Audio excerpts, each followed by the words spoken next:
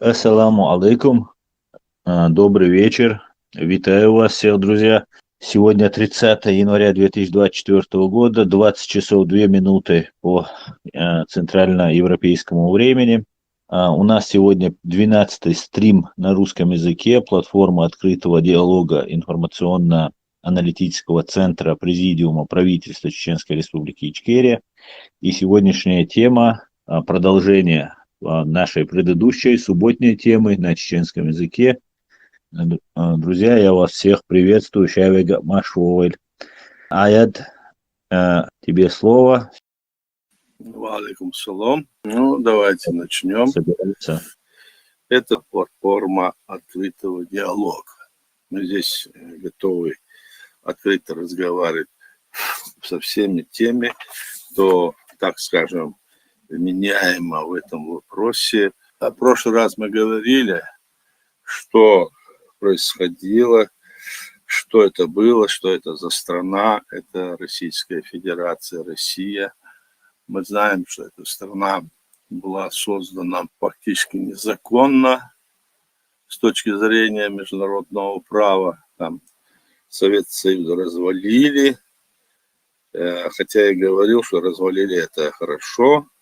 Но дело в том, что развал произошел не потому, что хорошо хотели сделать, а потому, что хотели взять процесс развала под свое руководство. И это были те же имперцы в доспехах коммунистов, руководители всех регионов России. Мы сейчас говорим о Российской Федерации России, прежней территории, которая называлась РСФСР. И вот развал Российской Федерации России сейчас, сейчас мы ожидаем, что она или переформатируется полностью, или уйдет в небытие.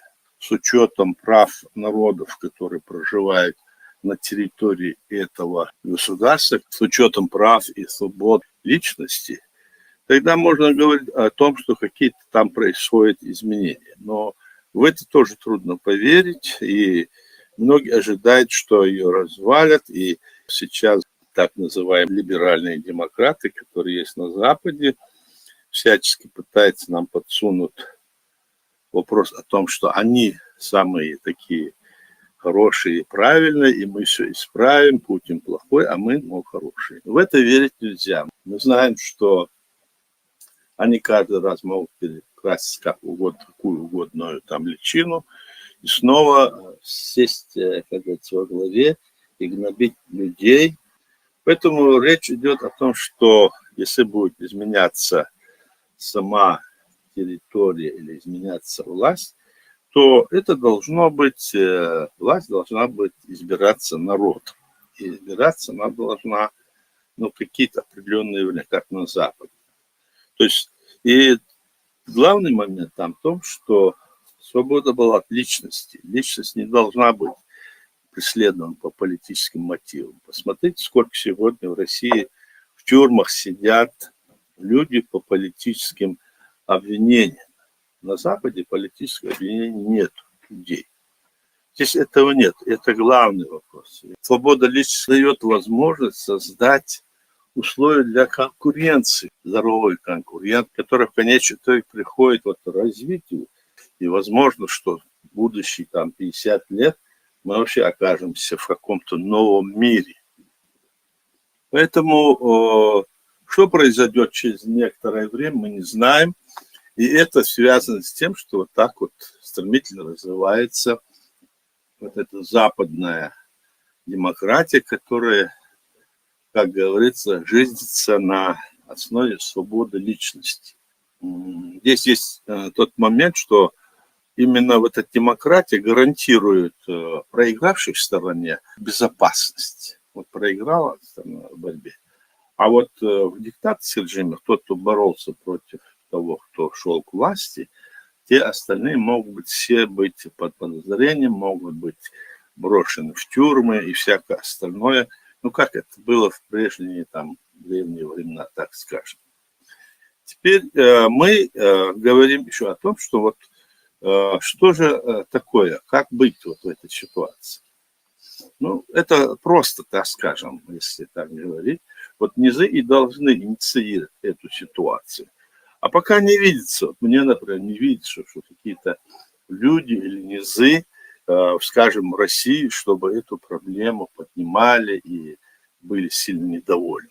Им как-то говори, не говори, но все же ситуация как-то она стабильна. Там они платят зарплату. До сих пор при такой вот ситуации, когда есть вот такие вот, значит, блокады, скажем, говорят, что вот есть со всех сторон блокада поступления тех или иных продуктов или там товаров, военных, другого, все равно вот, они, вот как говорил этот один из политиков российских, что вот каждый день там поступает там 30 миллиардов долларов. Представьте себе, что это такое. Даже при этой ситуации, что же это за блокада России? А потому что в мире есть еще достаточно много вот этих вот стран диктаторских. Посмотрите, сколько этих диктаторских стран, которые есть в мире. Это, в первую очередь, это Россия, Китай, Северная Корея, ну и, собственно говоря, все южные арабские мусульманские страны. Там тоже сидят, и в Африке сидят одни диктаторы кругом. А развитие получает кто? Какие страны получают? Развитие получает страны, в которых есть конкуренция, конкурентоспособность. Вот так вот. Каждый человек или каждая фирма или какая-то там. Они конкурируют и делают все лучшие товары, наука, техника развивается.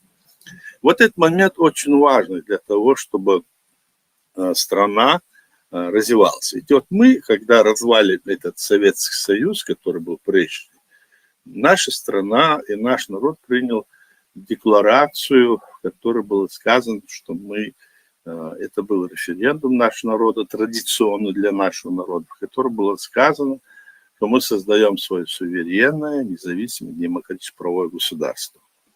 И за этим государством, отстаивая его, наш народ вот 5 раз подвергался агрессии, и наш народ 4-ды изгонял российскую армию нашей территории. Мы потеряли, ну, скажем, каждого 4-го, если не больше, мирного жителя нашей страны убито. Каждый 4-й. Представьте себе. В конечном итоге главное было то, что и весь остальной мир против нас ополчился, и как бы, значит, поддались они пропаганде, на которую против нас вот так вот вставлял и раскручивал Кремль. О том, что чеченский народ, и вообще они все мусульмане, что они террористы, бандиты, и все такое. И в то же время исламские страны, которые думали, что на нас вот и говорили, ни одна из этих стран нас не признала, не поддержала.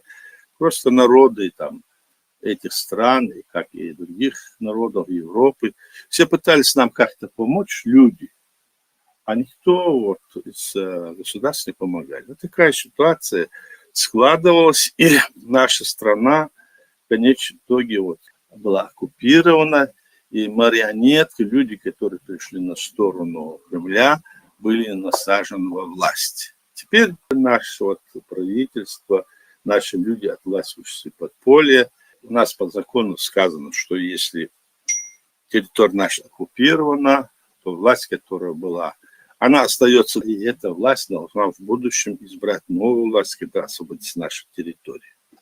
Вот о чем идет речь. Когда вот последний раз у нас собирались там, значит, съезды, потом заседания военных, Госкомитета обороны, там везде поднимался вопрос и говорил, что мы вот столько раз вот пытались изгнать наших этих любимых в кавычках русских, которые на нас нападали, русскую армию.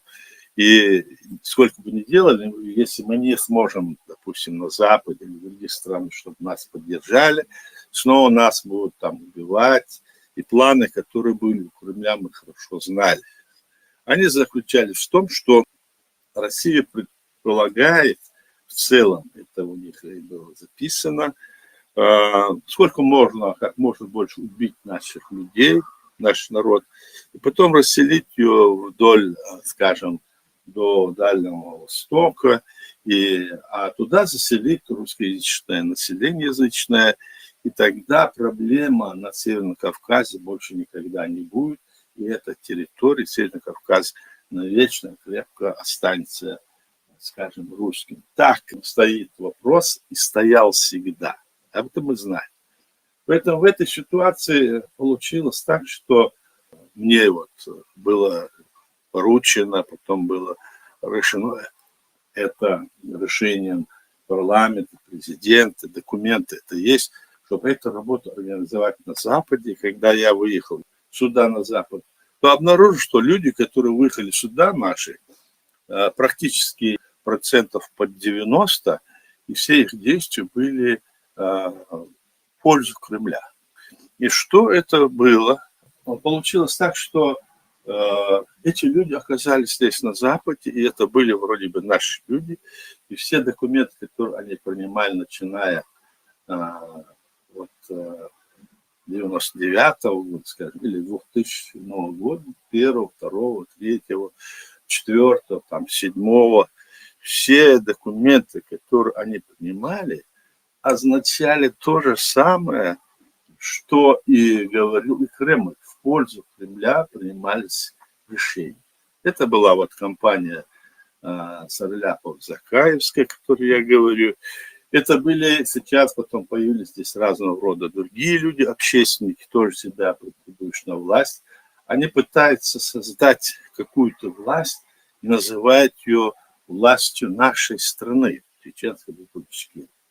Я хочу сказать, что мы должны этому вопросу положить конец и разоблачить их до конца. И это является целью нашей вот встречи. Здесь есть аргументы, есть доказательства того, что эти люди занимаются. Сегодня именно этих людей на Западе, так, скажем, их кто-то ведет. Они, значит, обеспечены материально, финансово, они поддерживаемы некоторыми, скажем, политическими деятелями Запада, потому что на Западе тоже неоднозначная ситуация, потому что есть политические там деятели, партии, вы знаете, которые активно действуют и противодействуют самой, может быть, демократии. Демократия в том-то и заключается, что и им дают слово. Но когда они начинают переходить вот эту границу и помогают сегодня, скажем, нашему врагу, то они, конечно, будут враждебны и тем странам, которые сегодня борются против этой империи. Я имею в виду Грузию, я имею в виду Украину, я имею в виду Белоруссию и другие страны, которые сегодня нацелены в борьбе против этой новой Российской империи. Что же происходит? Здесь, конечно, экономические, политические вопросы. Но самый главный вопрос в том, что мы должны понимать, что сегодня идет борьба между западной цивилизацией и диктаторской целью. То есть между... Вот что идет. Борьба это. Вот так вот идет все это, развивается. И мы сейчас вот скажем о том, что же происходит в Чеченской Республике. В Чеченской Республике наша страна была создана, как сказал, по всем нормам международного права. Мы приняли декларацию. Потом наш народ в 91 году, когда еще не развалили Советский Союз, ожидая, что процесс вот этой развала Советского Союза, он будет не такой простой, и от него может что угодно ожидать. Наши люди, наши лидеры приняли правильное решение, и мы еще, будучи в составе СССР, приняли соответствующие документы, референдум провели, потом, значит, приняли соответствующие, значит, законы, постановления, и потом это все сорвалось, потому что те намерения, которые были у Михаила Горбачева, который хотел переформатировать Союз социалистических государств, Союз советских суверенных республик. Так вот получалось. И это было, значит, как бы сорвано этими ГКЧПистами. И в этот момент вот российское руководство в лице президента Ельцина, они перехватили инициативу в самый разгар ее борьбы с этими ГКЧПистами, когда уже было ясно, что ГКЧПисты потерпят поражение. Тогда на площадь вышел на танке Ельцин и заявил, что он, мол, значит, на стороне народа, и народ там как бы возликовал, вот теперь и он, теперь мы победим, в то же время не понимая подвох, который был. Ельцин издал указ о том, что он, значит, переподчинил себе все министерства Советского Союза, указ номер 61, и даже в том числе и министерства вот эти военные, и как бы он стал это во всем Советском Союзе главой. Но с этим, конечно, с ним не согласились другие республики, а при развале Советского Союза из Советского Союза вышло 32, их вообще было 35, но 3 республики балтийские Советский Союз сам признал независимыми государствами, а оставшиеся 32, они фактически оказались в международном правовом поле, потому что сама эта страна, империя рухнула, она исчезла политической карты мира. А как мы знаем, с точки зрения международного права, любая там территория или народ, который заявил о своей независимости и желает выйти из этой страны, может оттуда выйти только при согласии власти центральной. А так получилось, что центральная власть, которая была в Советском Союзе, сам СССР исчез, и все эти республики оказались в международном правовом поле. И тут при развале наша республика оказалась уже со всеми атрибутами суверенного государства. Там, территория, флаг, герб, гимн, значит, правительство, президент, орган местного самоуправления, действующее правительство. Все у нас уже было к этому времени образовано, создано, а после развала Советского Союза уже 12 марта наша страна, наш парламент принял, значит, конституцию суверенного независимого правового государства. От 13 марта, уже когда мы полностью оформились с этим, Грузия признала нашу страну независимым государством. Вот так вот был процесс сам этот, завершился, и мы так создали свое государство строго в рамках международного права. После этого мы вели уже такие длительные переговоры с Москвой, пытались решать с ними, и в июле месяце по договору российские войска, бывшие советские, впервые со всей территории Советского Союза были выведены с нашей территории. Это было признание нашего государства. Затем в ходе процессов, как я уже говорил, эти прекрасившиеся коммунисты демонстрировали явное несоответствие слов и дел.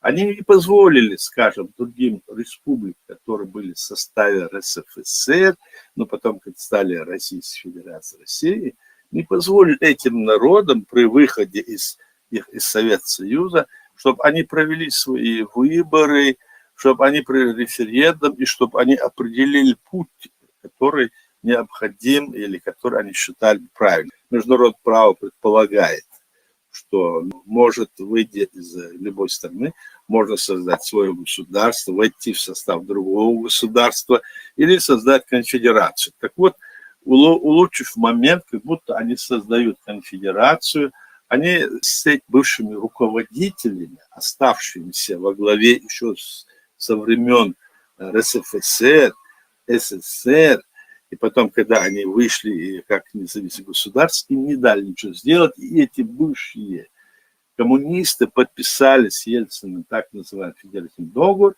и создали Российскую Федерацию, Россию. И это было незаконно действие, потому что народы этих республик не давали такое согласие. Поэтому вот этот процесс там шли, и в октябре, значит, сентябре, октябре и далее в ноябре прошли через 1,5-2 года. Ельцин снова, значит, чувствует, что ситуация сложная в этот период. Они расстреляли Верховный Совет, свой Верховный Совет РСФСР, посадили руководство, все, приняли новую конституцию путем опроса населения. Не по правилам, как должно быть, а путем опроса населения. Путем опроса населения это значит, что это не имеет юридических последствий. Вот что такое. И в эту свою конституцию нашу страну, которая была создана по всем правилам, хотя мы и не подписывали их федеративный договор, этот фиктивный, Ельцин и его команда вписывают нашу страну в состав Российской Федерации, России в Конституцию, как будто мы часть России.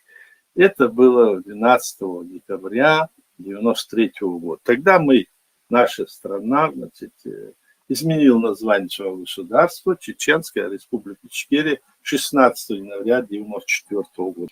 Вот и после вот таких вот событий, когда развалили Советский Союз, Ельцин и его команда там громогласно заявляли о том, что надо разойтись, чтобы затем сойтись.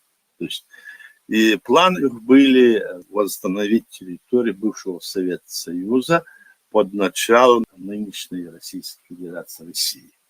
Тогда первой вот жертвой этой экспансии военной, которую они планировали, она была политическая экспансия, можно сказать, правовая, как бы в кавычках, и военная, главным образом, они начали против нашей республики. И мы вот, я как говорил, 10 с лишним, а то и больше лет открыто воевали. 4 изгоняли их армии с нашей территории. Потом у нас не хватило уже ни ресурсов, ни людей, ни экономики. Остальной мир в информационном плане мы оказались... Не было у нас уже более сил, у нас ресурсов больше не было, и мы перешли в область партизанской войны и ведение нашей работы на Западе, показывая остальному миру, что мы являемся законным созданным государством, что нашему государству в рамках международного права необходима помощь. Эту работу мы ведем. И вот на Запад были направлены, хотя мы и думали, что это наши люди, и вели эту работу, ведут до сих пор, что якобы мы являемся частью России со стороны вот этих людей, которые я уже называл, и общественные организации. Им помогают, конечно, люди, которые стоят у Кремля сегодня. Поэтому мы сейчас рассказываем, что нам нужно объединить наши усилия на Западе, чтобы мы показали, что есть что и кто есть кто, и чтобы могли вести борьбу с точки зрения современного международного права, чтобы освободить территорию нашего государства и восстановить нашу республику. Наши люди сегодня воюют в Украине, Украина борется, и она обязательно победит. Остальной мир, скажем, цивилизационный, помогает Украине, хотя мы считаем это недостаточно. Сам украинский народ и ситуация должна стать таковой. Мы не можем проиграть в этой схватке. Поэтому в этом плане мы говорим не только о военной части, но и говорим о правовой. Мы должны объединить наши силы. Мы решили говорить на русском, чтобы окончательно этот вопрос вот так вот здесь затвердить, вот этих 2 стримов, вчерашним и сегодняшним. Все, я закончил. Спасибо. Башкалая, я Да. знаю, что вот хотел бы у тебя уточнить. Вчера, на прошлом стриме на чеченском языке мы это обсуждали тоже. В общем, очень важную историю развала Советского Союза, приобретения независимости, восстановления независимости Чеченской Республики Ичкерия. Это все очень важно. Каждый раз это очень подробно и интересно рассказываешь. А вот по ситуации, вот, которая с попыткой узурпации власти, которая сложилась, вот, возвращаясь вот к нашей основной теме, а, как ты думаешь, вот мы говорим Ахмед Закаев, там еще некоторые такие публичные деятели есть, а другие люди, которые вокруг Ахмеда Закаева, есть, ты говорил про сайт, который приватизировал Закаев, наш государственный сайт, а, а есть еще ДКД, по-моему, называется, Комитет деоккупации, как-то, вот, по-моему, так он называется.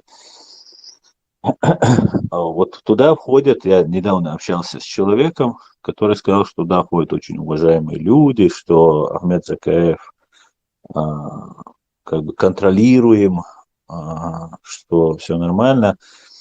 Что можно сказать по этому поводу, Аят? Вот люди, которые слышат тебя, слышат много уже информации на этот счет, и ты выложил, и она есть в интернете. Вот люди, которые вокруг Ахмеда Закаева, почему они соответствующим образом себя ведут? Паркал. Дело в том, что вся вот эта вот работа, о которой ты говоришь, она обосновывается не на основе международного права и конституции нашей, и декларации, а на понятиях, которые есть у них. Если мы будем разговаривать, скажем, с точки зрения нашей конституции, которую принял наш народ, декларации, то это совершенно неприемлемо, что они говорят. Они говорят, что он контролируем.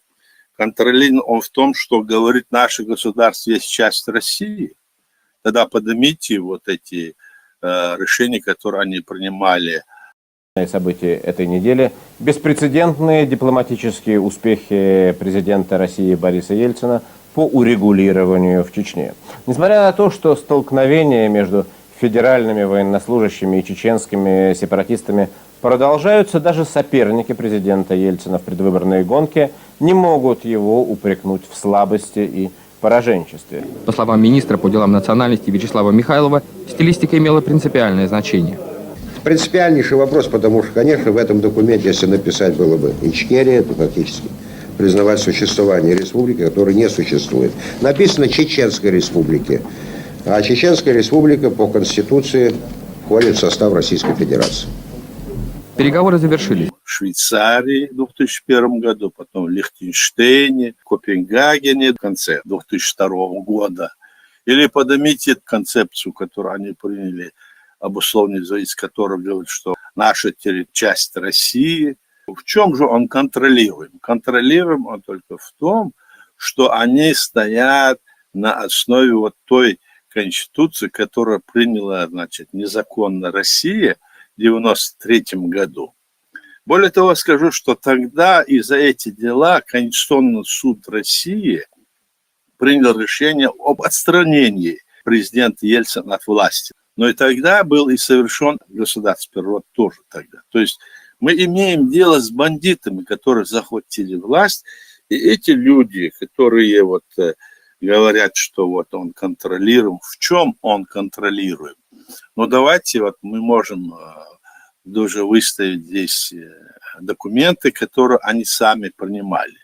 Вот они принимали в Копенгагене резолюцию, в которой сказано, сам весь документ пропитан тем, что там написано, что эта территория называется Чеченская республика. А мы-то изменили название нашей республики в 1994 году, 16 января. А они в 2002 году еще называют ее частью России. То Россия об этом официально заявляла, что все, что называют Чеченской республикой, сегодня это есть часть России. Или, значит, возьмите этот концепт обусловленной независимости, который они приняли, или другие документы. Во всех этих документах однозначно ясно, что эти люди говорят о том, что наша территория суверенного государства есть часть России. Вот такое бесправие идет, и они нас подталкивают под нынешнюю власть Кремля, то это никак их не оправдывает. Я могу сказать, что вот когда некоторые люди, поддельники Закаева или группировка отступников выступает скрыть тех, кто из Европы, допустим, даже вот уехал туда, так, они критикуют, такой Джамбет уехал, помните, вот, который воевал в Украине, уехал, и вот отсюда его критикуют некоторые люди, вот ты плохой, ты предатель и все такое. Но как могут эти люди критиковать его, когда они сами такие же? То есть они на двух фронтах друг другу играют эти спектакли. Мы должны знать, что и должны понимать. Поэтому мы им сейчас эту работу прямо вот ведем. Вот возьмем, скажем, каким образом Закаев объявил себя премьер-министром. Давайте посмотрим документы. Они заявили, что последний президент тогдашний Док Умаров, что он получил $500 миллиарда от Путина и сдал наше государство. Никаких подтверждающих документов не было, и через некоторое время, там какой-то полгода, Закаев начал извиняться, что я ошибся. Но в то же время, когда президент еще действовал, он незаконно вместе с своими поддельниками из парламента, 10 человек, обозначено им незаконно парламентом, приняли постановление о том, что те, мол, возглавляют нашу страну, а этот премьер-министр. По какому праву? Ведь они же ушли в отставку, они частные лица, при действующем президенте. Вот эти вот кощунственные преступления чаще они совершали. И это были попытки захвата власти. И они по нашей Конституции обозначили как частное преступление. Вот что можно сказать, и документы, и все. Но беда в том, что вот эти наши аргументы, то, что мы говорим, здесь никто не хочет слышать от власти. И поэтому, исходя из этого, мы должны реально видеть картину и с этим бороться. Поэтому нам нужно, вот, которые есть на Западе люди, и наши легитимные власти, лица президиума, должны под этим знаменем объединиться и вести работу. А эти люди, и те, и другие, они хотят здесь, на Западе, обозначить себя властью нашего народа. Это не может быть, потому что их никто никогда не избирал. Поэтому мы должны работать со всеми другими людьми, которые на нашей стороне и которые могут завтра оказаться в этой же участи, когда они будут свои государства создавать или свои территории освобождать. Так что здесь вот такая ситуация. Отвечая на твой вопрос, я вот что скажу. Баркал Аядересу. Аят, в прошлом стриме мы обсуждали на чеченском языке про 500 миллионов, про месяц до объявления Эмирата Кавказ объявлением Закаева премьер-министром, еще при действующем президенте Дохе Умарове. Ты не мог бы вот эту хронологию последовательно нам и на русском языке сегодня тоже рассказать? Ты свидетель всех этих вещей, ты пытался, ты противодействовал этому, ну и ты лучше всех это знаешь. Ну вот я сейчас об этом сказал, что вот так и было. Значит, при действующем президенте они, когда президент никакой ни указ не выпускал, никакие документы не выпускал, и нигде не было разговора, они где-то там на каких-то, значит, радио «Свобода» или еще какой-то, значит, выложили ролик, в котором якобы президент выступает и говорит о чем-то, то-то, то-то, что он создает, то-то, то-то. Но по нашей Конституции, по нашей законодательству, все, что говорится на чужих, скажем, не нашей стране, на наших официальных сайтах и документах, так скажем, да, все не считается законным. Они взяли это за основу, вот там они сказали, там кто-то аукнул, кто-то там в Китае, или в Америке, или в Африке, кто-то сказал. И вот на этой основе начали говорить, ну на наших-то сайтах нигде этого не было. И в это время же президент и действовал, он был, и никаких разговоров не было. А нам известно, что Это все была провокация, специально направленная для того, чтобы вот таким образом развернуть ситуацию, зная, что никакие здесь дела, которые они раскрутят, они не пройдут. Тогда активно мы действовали на Западе, мы массово, до 1000 и более человек собирались в Париже, в Страсбурге, в Брюсселе, и везде вели там, значит, встречи, отставили нашу эту линию, и в это время появились разные религиозные там решения из стран, скажем, Саудовской Аравии или арабских стран, которым якобы говорилось, что мы запрещаем, ислам запрещает вести какие-то там демонстрации, выступления.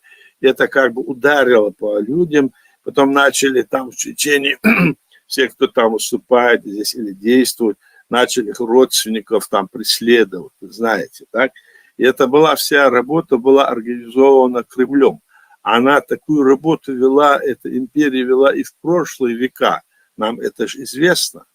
То есть самое, что они тогда пытались делать, я имею в виду в 2007 году, оно не имело никакой основы. И вот эта команда, она начала эти вот такие вот ходы делать, что только не говорили на наши государственные, принимали документы.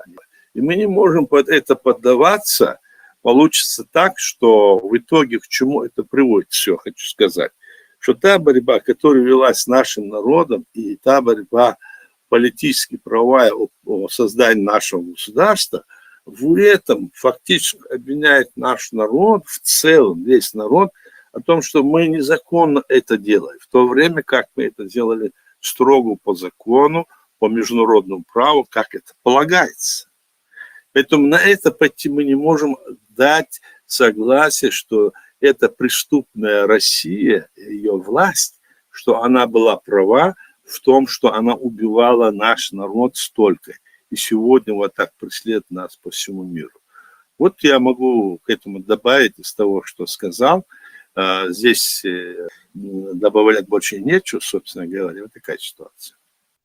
Баркал, Аят. Аят, и еще один вопрос тоже возник, и вчера мы его тоже обсудили немного. По поводу вот появления информации, мы знаем, что Ахмед Закаев очень часто делает безответственные и неподтвержденные заявления. В частности, недавно он уверенно рассказывал, что бывший министр здравоохранения во время оккупированной Чеченской республики Ичкерия убит там, что он это знает и так далее. И тогда, в 2007 году, за месяц до объявления Докой Умаровым и Марата Кавказ, когда они объявили себя премьер-министром, все такое, они говорили, Ахмед Закаев говорил, что Докка переедет скоро в Сирию, что он получил $500 миллионов от российских спецслужб, полностью управляется ФСБ, там контролируется и так далее. На каком основании он это говорил? Были ли эти основания? Было ли вообще поползновение к узурпации власти ранее? Никогда уже наше сопротивление ушло в подполье, нам просто физически выживать было тяжело. А вот и в другие времена. Ну и касательно вот этих миллионов и так далее. И можешь рассказать подробнее?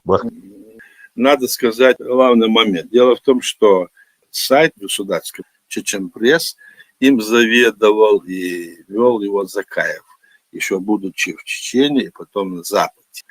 И, пользуясь этим сайтом, он практически его присвоил себе. Раньше, еще до гибели Масхада в 1994 году, принимал решение о том, что он премьер-министр при жизни Масхада. И это дело было передано в прокуратуру для расследования. Масхадов потом погиб.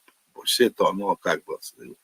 Потом они начали говорить, что в 1999 году, вот вчера я говорил об этом, что Масадов объявил шариатское правление, а до этого, значит, в 1995-1996 году Дудаев объявил о шариатском правлении.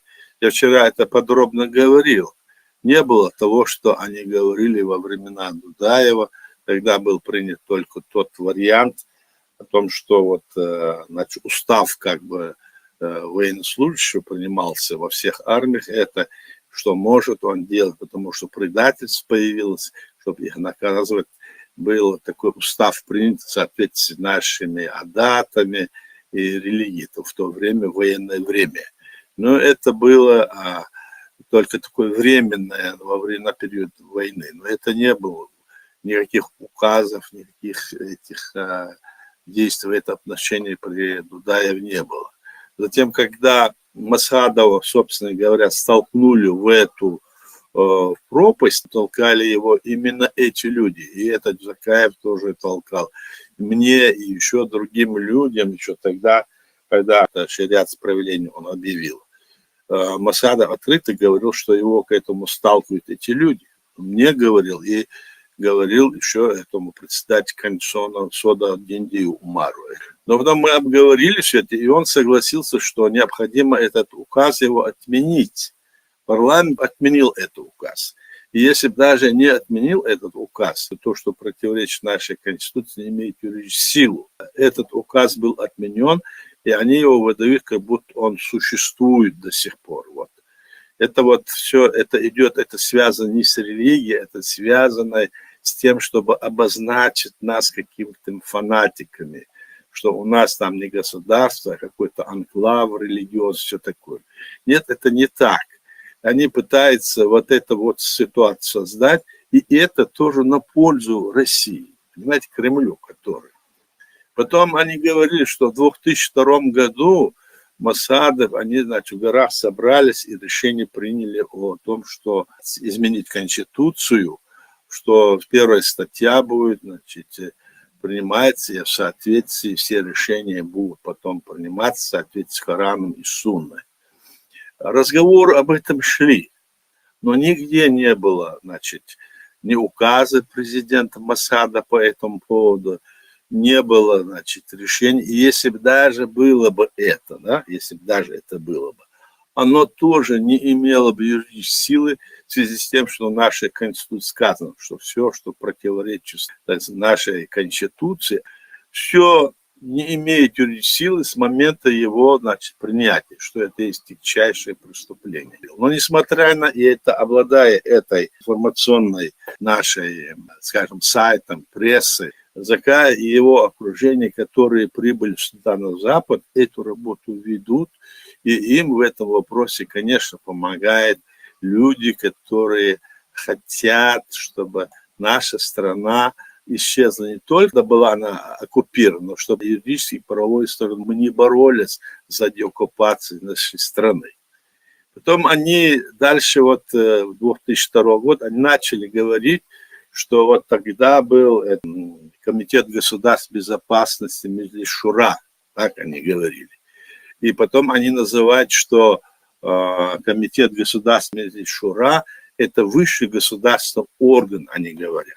И раз они это говорят, то они должны привести основания, а на самом деле и они под это подводят следующую идею, что этот Комитет государственной обороны, что он является органом, который заменяет и парламент, и судебную власть, все ветви власти. И говорит о том, что президент может во время войны принимать, значит, законодательное решение, тоже не имеет никакой основы, потому что в Конституции прямо сказано, в статье 61-63, что единственным органом законодательной власти является парламент. Прямо там это сказано. И притом, значит, закон об обороне или другие законы о военном положении, которые там говорится, они ссылаются, что якобы там есть положение, что президент, мол, имеет на это право.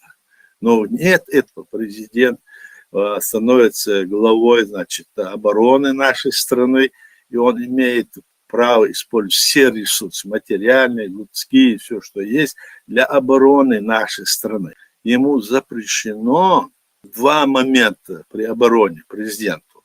Это, значит, заниматься законотворчеством, и ему запрещено подписывать акт о капитуляции. это все извращая, обманывая нас с вами, называть себя властью. И под это подстроился Закаев. Вначале он 2007 года как будто бы боролся против Умарова, называя его религиозным деятелем, что это, мол, опасно для нашей страны. А в 2017 году, посмотрите, есть документы, есть даже ролик, в котором он прямо говорит, что он теперь переходит на религиозную основу в Конституции, где записано, что теперь наша Конституция, мы будем следовать, он говорит, на чеченском языке, они пытаются говорить, чтобы люди, общественность остальная не знала, что мы будем в соответствии с низом 2002 года, якобы на основе его, вот от низма. А это означает, что то же самое, что говорится, что это снова будем все решения принимать в соответствии с Кораном и Сунной. И в ходе вот этих вот разговоров, которые он вот принимает такие документы, в их основе лежат, они вот этих вот и в Украине, и на Западе, с кем они встречают, всех их обманывают, или они это знают, но не обращают они внимания в первую очередь. И главным образом, потому что им тоже все равно, что у нас там творится, им это не важно. Видимо, на этом они как-то популяризируют из себя вокруг его. Но на самом деле, с правовой точки зрения, это нонсенс. Вот такие вот вещи. Мы об этом пишем, говорим. Особенно вот мы стараемся об этом говорить нашим друзьям в Европе, говорили нашим друзьям и вот в Украине. Но там тоже это воспринимается сейчас тяжело. Там идет война, я понимаю. Возможно, там у них и свои вот эти проблемы. Украина признала нашу республику, нашу страну как оккупированное государство, осудила геноцид нашего народа. Но мы же с вами понимаем, что та, скажем, республика, кавычки, которую представляет Закаев, в которой основным законом является низом, и первая статья, которая говорит о том, что все решения будут приниматься в соответствии с Кораном и Сунной, Украина не признавала. Она имела в виду нашу страну. Это суверенное демократическое правовое государство. Вот о чем речь идет. Спасибо вам. Баркал Аядырисуль. Есть ли у кого-нибудь вопросы, предложения? Так, Иса Ахмадов. Микрофон Халати, Иса. Ассаламу алейкум. Алейкум ассалам. Я хотел просто добавить, предложение такое сделать. Ну, все то, что сказал сейчас Ахьят, главное, все, что противоречит Конституции Чеченской Республики, не имеет юридической силы. Мне кажется, что в названии платформы открытого диалога ее надо поставить как девиз в начале названия, потому что данная фраза отдает все ответы на те вопросы, которые мы сейчас говорим. Фактически мы говорим о том, что люди не понимают. Мы-то понимаем это. А почему люди не понимают? Потому что они просто не знают эту фразу. Все, что противоречит Конституции Республики Чеченской, не имеет юридической силы. И вот когда люди начинают читать это, они просят, а что такое Конституция? Только тогда возникает вопрос. Им кажется, что Конституция такая же, как, предположим, в Америке. Они ее не читали. В России они читали. А ведь в Америке сейчас 1795 года, 15 ноября, было принято, если человек не имеет оружия, то его власть могут захватить. Было проявлено это в Конституции США. В Конституции России запрещено иметь оружие и так далее, много всего. Но мы просто, основываясь на человеческом цивилизационном опыте демократии, с самого начала дали все ответы по поводу религии, по поводу устройства государства и выбрали самое лучшее, что могло быть. Если бы данная ситуация осталась бы, то Россия, это факт был бы, Россия была сейчас процветающая страна. а мы были бы независимым государством и были бы друзьями тех, кто был раньше нам врагами. Наконец, должно прийти такое понимание, что постоянно одни и те же вопросы. Мне самому стыдно, я не знаю Конституцию. Но я почему-то возмущаюсь, почему вот эта фраза «все, что противоречит Конституции Чешской Республики, не имеет юридической силы». И получается, все, что происходит там, закат и так далее, они не соответствуют данной статье. Вот пример, то, что я хотел сказать. Спасибо. Баркалайса, да, универсальная формула, все, что не соответствует Конституции, не является законным и не является легитимным. Так и, в принципе, должно быть. Основной закон, его нужно соблюдать. Дело в том, вот возникла ситуация, у нас ведь она непростая.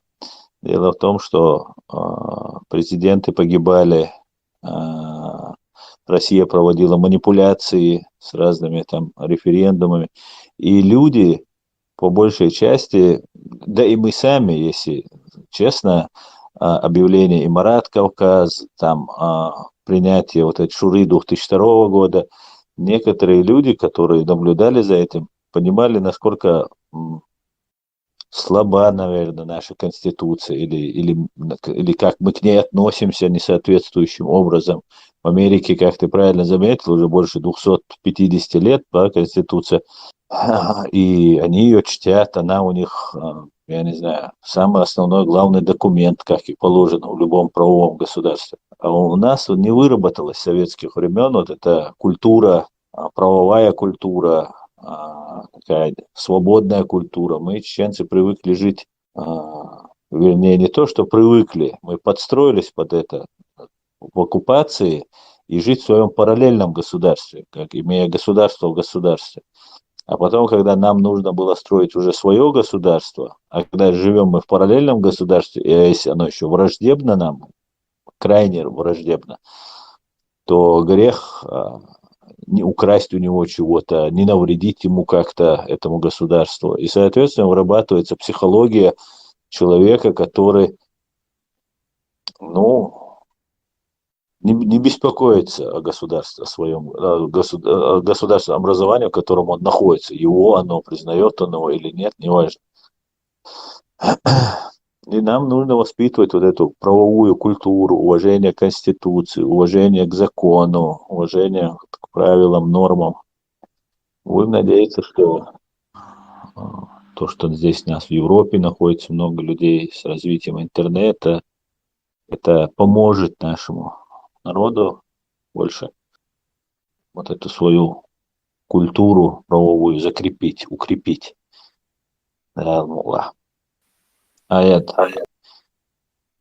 Могу сказать, что вот здесь мы видим, что наши люди, которые на Западе и там как-то ожидают, что этот вопрос сам собой решится, так? Но я должен сказать, что вряд ли это само собой что-то решится не для нас, а для кого-нибудь, против нас решится. Можно сказать, что прогнувшись до колена, чтобы эта беда прошла, а потом приподняться и думать, что она ушла, это неправда. Если мы этот вопрос не будем сами решать, а мы это можем решить, у нас есть возможность это решить, потому что мы в соответствии с международным правом, которым мы можем действовать и собираться здесь. Главное, значит, тяжесть сейчас наша в том, и я надеюсь, что это изменится, я верю в это, что мы должны здесь на Западе понимать, кто есть то, что есть что. Вот, и если кому-то интересно, мы готовы ответить на эти вопросы, какие бы здесь там движения, партии не возникали, мы полностью по полочкам разложим документально, обоснованно. Мы не должны унывать, что мы не правы. Нет, мы правы, и мы должны воссоздать нашу государственность, освободить территорию. А для этого нам нужно, чтобы на Западе побольше стран нас признали, Чтобы этого не случилось, как раз-то ведется вот эта работа наших вот этих вот так называемых оппонентов в кавычках, можно сказать, агентов влияния Кремля, потому что все, что они делают, идет в корзину Кремля. А это нельзя позволять делать. И здесь вот наглядно лицемерие, нисколько не стесняется, открыто нагло, потому что мы все молчим, наши люди молчат. Нельзя это позволять делать. И нашим друзьям, которые есть здесь на Западе, и, скажем, в тех других странах, и там, в Украине, и, ну, скажем, во всех странах постсоветского пространства, мы должны понимать, что снова вот этот дамоклов меч над нами висит, над всеми. Они хотят вернуть эти территории. Если им сейчас удастся, допустим, это сделать вместе с этими диктаторскими режимами, то они будут чувствовать себя более удачно и пойдут и дальше. И Запад это понимает тоже.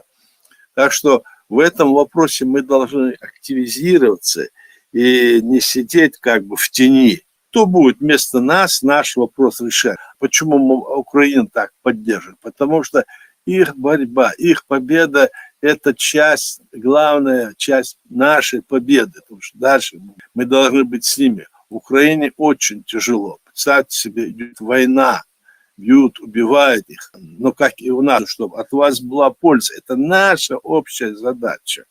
Вот что я думаю, нужно сказать тем, кто об этом забыл и сидят. Я должен еще добавить одну вещь, что когда в 1997 году были выборы, запомните, выборы, которые прошли в нашей стране, были проведены по нашей Конституции, по нашим законам.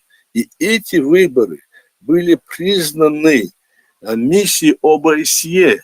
То есть, значит, страны в ОБСЕ входят тогда 57 государств Запада стран. Это все американцы, европейцы и другие.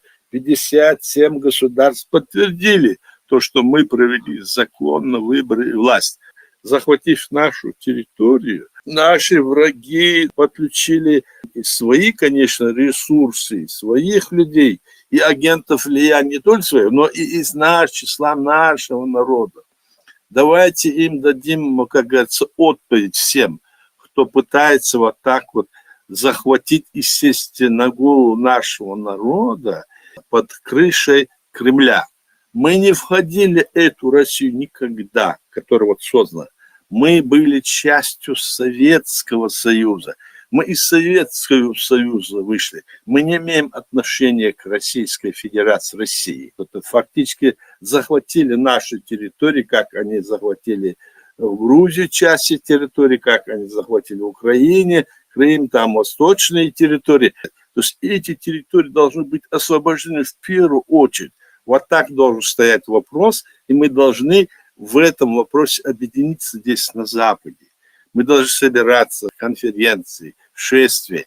Вот что мы должны понимать, что вот эти все те дела, которые противоречат основе нашего решения нашего народа, декларации, так, и Конституции, это никак не приемлемо. Все другие фантазии о том, что что-то сделаем, это несбыточные мечты. Башкал Ая, Дейрейсуль, полностью согласен со всем, что здесь было сказано, и того, и сой. Да, все. Спасибо всем. Дейрейсуль, Мацарна, Адикюэл, Далт, Айберт, Киюэль, Бюс, Дейрейсуль. Всего хорошего.